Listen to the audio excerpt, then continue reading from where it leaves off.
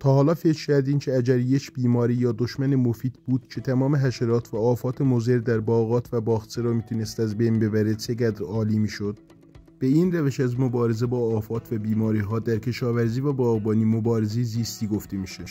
یعنی استفاده از دشمنان طبیعی برای کنترل آفات بدون نیاز به سموم شیمیایی روش مؤثر و دوستدار محیط زیست است. حالا بیایم ببینیم که کدوم کشورها در مبارزه زیستی با آفات و بیماری ها پیشرو هستند. بله درست حدس زدید. اولین کشور هلند پیشگام در کشاورزی ارگانیک و گلخانه‌ای هستش که به صورت گسترده از زنبورهای پارازیت و کفش دوزک‌ها برای کنترل بیماری‌ها و گارس‌ها استفاده از جمله پارازیت‌ها حشراتی مثل زنبورهای پارازیت که تخم خودشون رو داخل بدن آفات میذارن و لاروهای اونها آفات رو از درون میخورن و کفش دوزک‌ها هم مستقیما به شته‌های موجود روی ساقه و برگ‌های درختان حمله میکنن و اونها رو مورد شکار قرار میدن و از این شته‌ها و حشرات ریز تغذیه میکنن. که میتونیم بگیم این دو حشره زنبورهای پارازیت و کفش دوزک به عنوان اصلی ترین و رایج ترین حشرات مفید برای باغبانی هستش و به عنوان حشرات اصلی شکارچی در باغبانی از این حشرات استفاده میشه.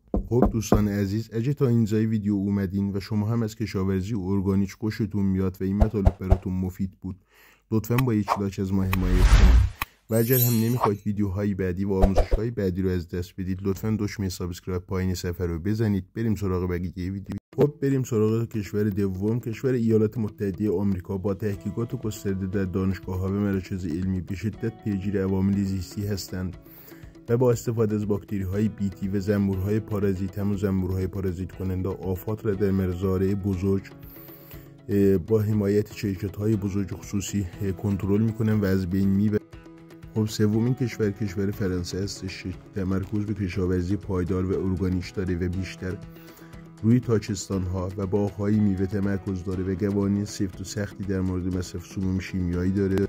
خب علاوه بر این سه کشورهایی مثل آلمان و چین که در لیست کشورهای پیشرو در مبارزه زیستی هستند.